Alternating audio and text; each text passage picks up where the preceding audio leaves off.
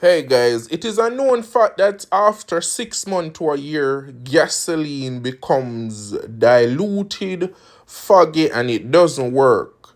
To fix this, you can simply add high octane gas to your gasoline if it becomes bad, and this will help the gas mixture to balance back out and is ignitable.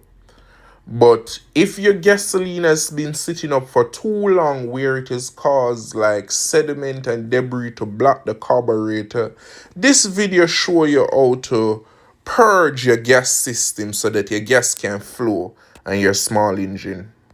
Okay, so what we have to remove the gas hose from the fuel filter, and replacing the filter is a good idea also.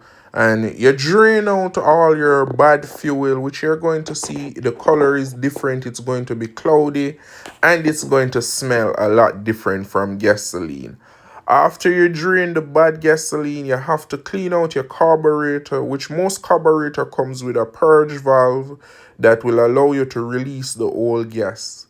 If you can blow some compressed air inside of your carburetor and clean it out with some carb part cleaner, that should help you to clear your system. So with a new gas filter, air filter, and carburetor clean, you'll now add fresh gasoline to your gas tank, and that should be a complete purge and flush of your gas system. And this works for any small engine, chainsaw, weed eater, backpack blower, any small engine been sitting up too long, the carburetor has been blocked, because the carburetor is the system that mix the fuel and the air together, and sometimes old gas causes debris to block those channels and cause the system to not work.